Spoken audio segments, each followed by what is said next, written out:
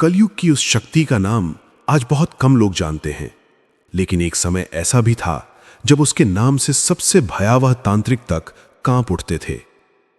कथा उस क्षण से शुरू होती है जब असुर अमरू मां पार्वती के प्रचंड क्रोध से भयभीत होकर एक मृत गाय की खाल में जा छिपा। वो जानता था देवी अपवित्र स्थान पर प्रवेश नहीं करेंगी, और सचमुच उस दृश्य को देखकर मां पार्वती स्वयं रुक गईं।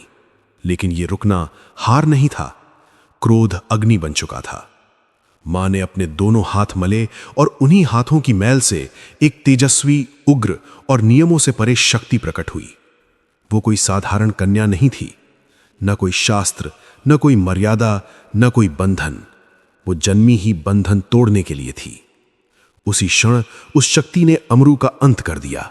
न युद्ध, न विलंब, सिर्फ न्याय। इसके बाद उसका मार्ग कामाख्य क्षेत्र की ओर मुड़ा, जहां विजयी तांत्रिक शक्तियां अपनी सीमा लांघ चुकी थीं।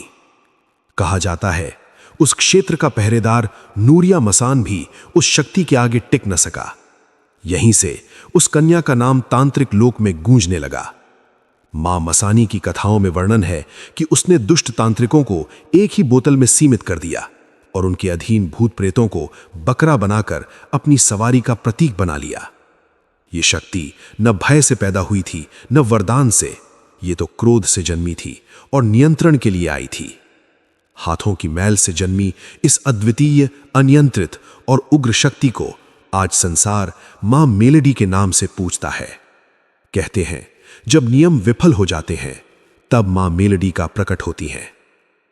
अगर ये कथा आपको झकझोर गई तो लाइक दबाइए और ऐसी रहस्यमयी शक्तियों के लिए सब्सक्राइब करिए।